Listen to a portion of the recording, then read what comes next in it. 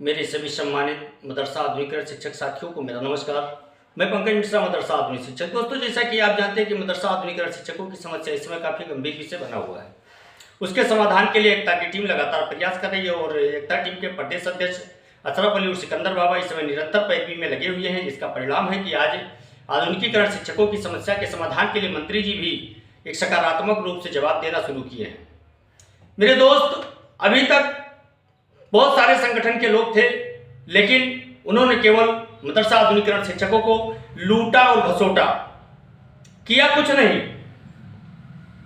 और अब थोड़ी सी संभावना दिखनी शुरू हुई है, तो एक बार फिर नया पैतरा चलने का एक दांव खेला जाने लगा।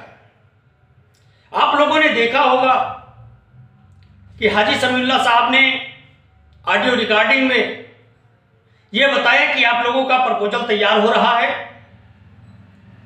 उधर मुर्तजा अंसारी साहब से हमारी वार्ता हुई, मंत्री जी से साझा वार्ता हुई। उसके बाद में सोशल मीडिया पर वो बातें डालने के बाद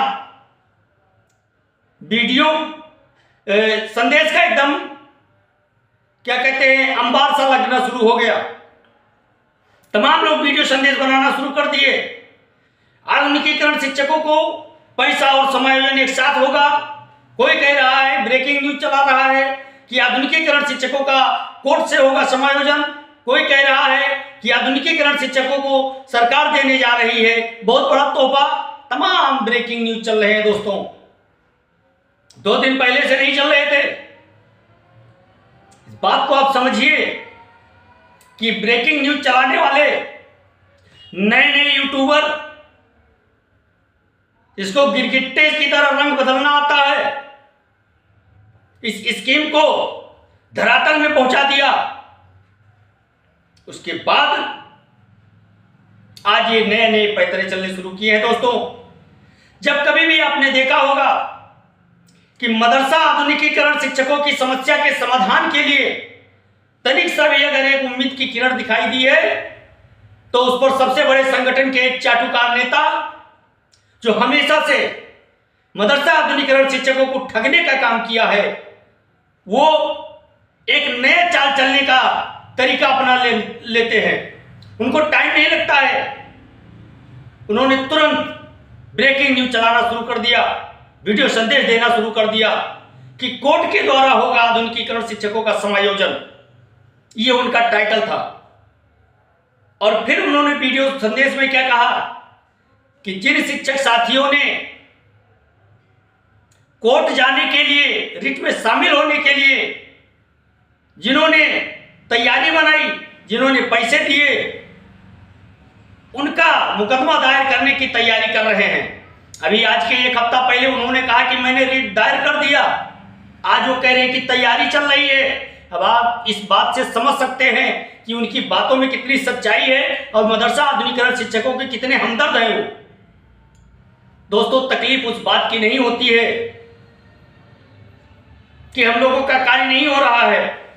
सबसे ज्यादा तकलीफ तो इस बात की होती है कि जिनके ऊपर हम लोग भरोसा करते हैं वही आकर के हम लोगों का जड़ काट देता है मेरे दोस्त। और इन्हीं लोगों की वजह से आज मदरसा आधुनिकीकरण शिक्षक दर दर ठोकर खाने को मजबूर है। बच्चों की पढ़ाई प्रभावित हो रही है, मदरसे में नहीं जा पा रहे हैं। इससे जो मदरसे में पढ़ने वाले बच्चे हैं, आधुनिक विषय की जानकारी से वो धीरे धीरे दूर होते जा रहे हैं मेरे दोस्त। इसमें अगर कोई जिम्मेदार है तो सरकार के साथ साथ हमारे संगठन के वो चाटुकार नेता भी बराबर के जिम्मेदार हैं। उत्तराखंड में और बिहार में, बिहार की सरकार ने मदरसा आधुनिकीकरण शिक्षकों को समायोजित किया। उनका जितना भी बकाया था, उस बकाये को देने के लिए उन्होंने बाकायदा एक फंड जारी किया। वहां भी भारतीय जनता पार्टी से समर्थित सरकार है। उत्तराखंड में दोस्तों बहुमत की सरकार है भारतीय जनता पार्टी की, और कोर्ट के द्वारा समायोजन के लिए आदेश आया है और उस पर सरकार विचार कर रही है मेरे दोस्त। और उत्तर प्रदेश में मैं मानता हूं यहां जातियों की राजनीति चरम पर है, लेकिन उसके साथ साथ जहां से हम लोगों का कार्य होना है वहां तक हम लोग अपनी सही से जानकारी नहीं पहुंचा पा रहे हैं मेरे दोस्त। और जब कभी भी जरूरत पड़ती है तो कोर्ट के द्वारा जानकारियां प्राप्त होती है सरकार को, तो यह पता चलता है कि संगठन के लोगों ने एक मुकदमा और दायर कर दिया सरकार के खिलाफ। मेरे दोस्त, जिससे आपका काम होना है उसको आप बार बार कोर्ट में चैलेंज करते रहोगे तो मैं नहीं समझता हूं कि यह नतीजा निकलेगा कुछ अपने हक में। इससे निगेटिविटी ज्यादा फैलती है और एकमात्र पैरोकार अगर आपका कोई है तो अल्पसंख्यक राज्य मंत्री दानिश आजाद अंसारी साहब हैं। उनसे भी सवाल किया जाता होगा कि आप तो इनकी बराबर पैरवी कर रहे हैं और मुकदमे के ऊपर मुकदमा हमारे खिलाफ दायर किया जा रहा है, कैसे कार्य किया जाए। लेकिन नहीं, दानिश आजाद अंसारी साहब राणा सांगा की तरह अकेले मैदान में डटे हुए हैं आपकी समस्या के समाधान कराने के लिए। मेरे दोस्त, वो समय धीरे धीरे नजदीक आ रहा है, आपको धैर्य रखने की आवश्यकता है और इन चाटुकार नेताओं को सबक सिखाने की आवश्यकता है। इनसे आपको, इन दलालों से, इन मक्कारों से आपको होशियार होने की आवश्यकता है। अभी तक इन्होंने रिट के नाम पर पैसा मांगा, अभी तक इन्होंने बकाये को दिलाने के नाम पर पैसा मांगा, अब एक नया पैतरा इन्होंने चला कि अब कोर्ट आप कंडम करेंगे, उसके नाम पर इन्होंने वसूली किया। एक नया सिगुफा इनका और आ गया है कल कि समायोजन के लिए हम कोर्ट जा रहे हैं। मेरे दोस्त, समायोजन के लिए पहले से ही ऑलरेडी एक रिट चल रही है। अगर आप लोगों को जानकारी नहीं है तो मैं बता देता हूं आप लोगों को। एक जितेंद्र कुमार दुबे जी हैं मिर्जापुर के और एक एजाज अहमद जौनपुर के हैं। इन दोनों ने मिलकर के एक रिट डाला है कि हमको कहीं समायोजित किया जाए या हमारी योजना को बहाल किया जाए।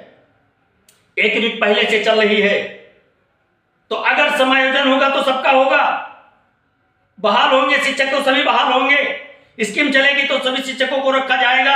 अगर बकाया मिलेगा तो समस्त 23,000 लगभग जो शिक्षक हैं उनको उनके ऊपर प्रभावी ढंग से लागू किया जाएगा। तो फिर ये नया रीट कहां से आ गया, मेरे समझ में नहीं आता। मेरे दोस्त, इन दलालों के चक्कर में मदरसा आधुनिकीकरण शिक्षकों की जिंदगी तबाह हो गई है और ये लोग अभी भी तबाह करने में लगे हुए हैं।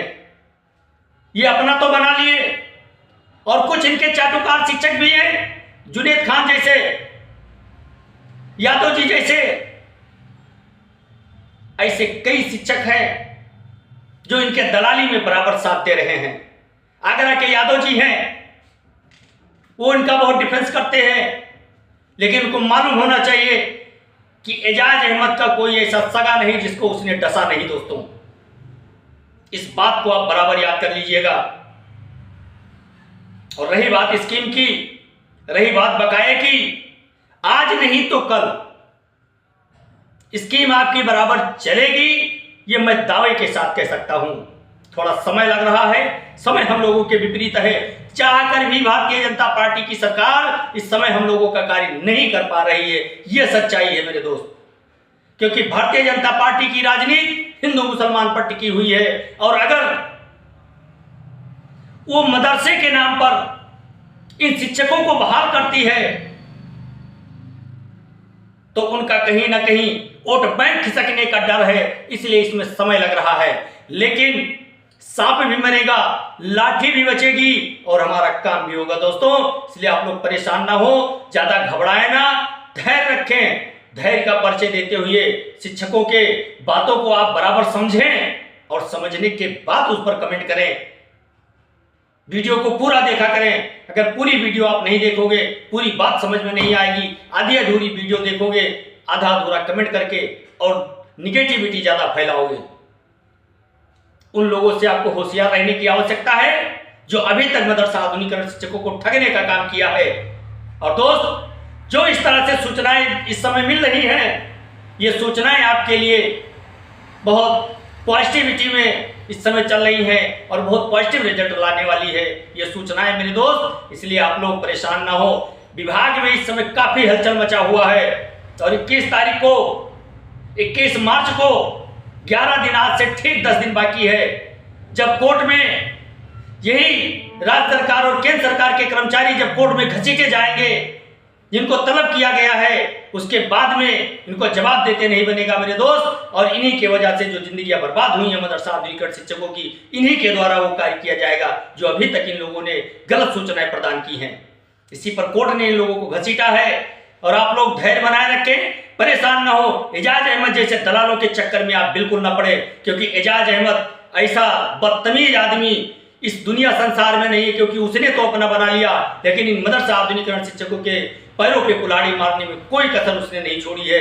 अगर वो कोर्ट के नाम पर हम लोगों से धनुगाही न किया होता, कोर्ट ऑफ कंडक्ट नहीं किया होता, तो आज हम लोगों की समस्या का समाधान हो गया होता मेरे दोस्त। लेकिन खैर कोई बात नहीं, देर से ही सही जो कुछ संभावनाएं बन रही हैं, उन संभावनाओं को देखते हुए ऐसा लग रहा है कि 1 से 1.5 महीने के अंदर अंदर हम लोगों का समायोजन भी हो जाएगा, हम लोगों के बकाये का आदेश भी आ जाएगा मेरे दोस्त। इसलिए आप लोग परेशान ना हो, घबराएं ना, चिंता ना करें। अगर आप लोग मदरसे में जा रहे हैं पढ़ाने, तो आप बराबर पढ़ाते जाइए, थोड़ा धैर्य बनाएं, काम आप लोगों का जरूर होगा मेरे दोस्त। आज के लिए बस इतना ही। नमस्कार, जय हिंद, जय भारत, भारत माता की जय।